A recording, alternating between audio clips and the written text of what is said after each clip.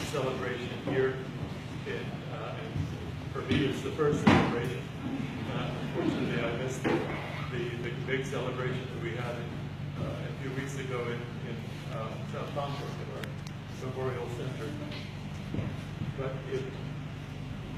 we chose the All Saints Camp because it is the site of the oldest of our ministries. Not this particular site in itself, although we're celebrating the 40th anniversary of All Saints Camp and the 10th anniversary of St. Thomas Chapel. But we're also commemorating today the oldest ministry that we have is our teenage conference. The ministry through our youth, I should say. And that was founded in 1957 over in Camp Comic, which is really not that far from here. So we wanted to come and to share this celebration today. I thought we'd have a lot more priests here, and I thought we'd have a lot more of our faithful coming here. But I'm thankful that we have the blessing of being able to celebrate with all of you. It's a once-in-a-lifetime event that we are able to celebrate a centennial. It's very doubtful that any of us will be here for the next centennial, although not improbable, not impossible, I should say. Because I think I read in 2013, there was an article in the newspaper, one scientific publication that said, in this year of 2013, the first person who will live to be 150 was born. Wow. So it's a fascinating thing that there may be some here present today who may be around for the second centennial of our church. But for most of us, it's a once-in-a-lifetime celebration. And for us, it's a celebration that's filled with more joy almost than we can endure. And when we think back about the history of our church, when we think back about the waves of immigration that have come into the United States of America from Ukraine and built a place for themselves. They came in and started at the bottom of society, as almost every single wave of immigration that comes from a foreign country. They come in and they start at the very bottom of society, working in the jobs that no one else wants to work at, until they're able to build themselves up a life and to build themselves up a witness to God in this new country which they have adopted and which has adopted them.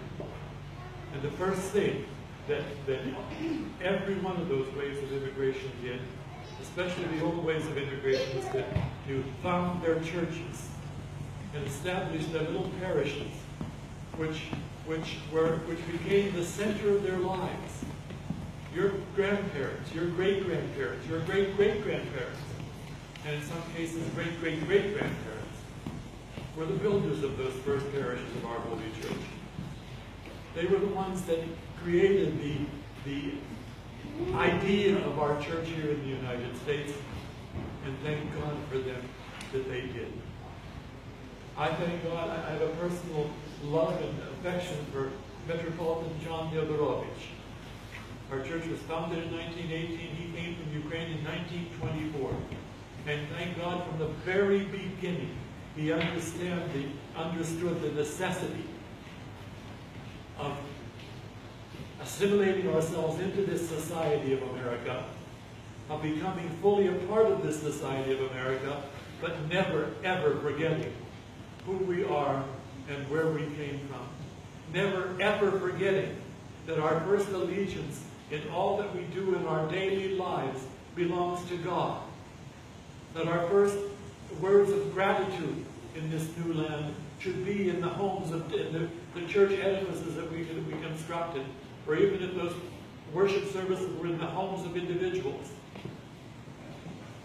They knew from the very beginning that without God and without the church at the center of their lives, without Christ at the center of their lives, all that they would attempt to accomplish would be for nothing.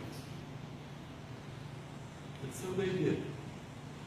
They put their hearts and their souls and all that they had spiritually and materially into the establishment of our church.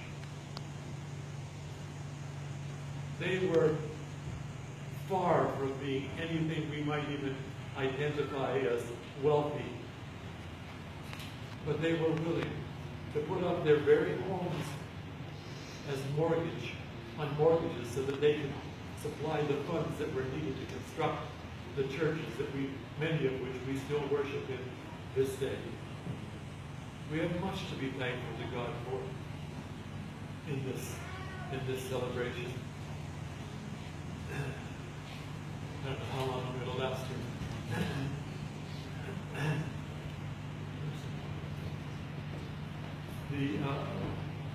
There's so much to be thankful for in this celebration. As I said, Metropolitan John knew from the very beginning that it was not a matter of us being able to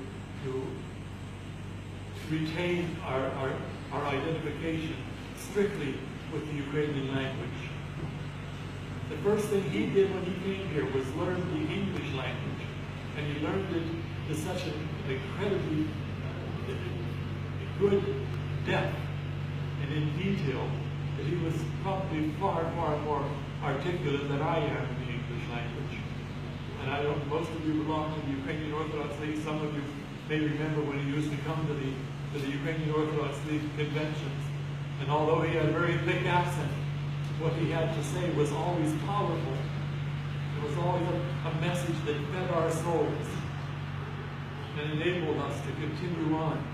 He was the founder of the Ukrainian Orthodox League in 1947.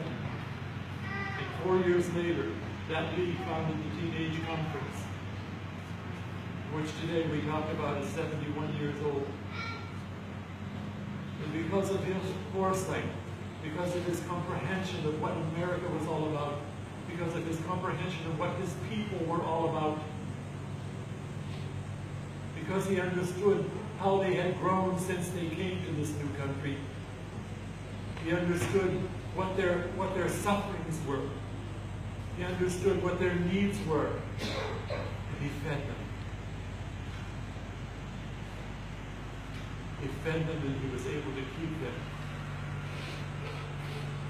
in faithfulness to God, in faithfulness to one another. And that's, I think, the key thing about our parish communities. I said earlier,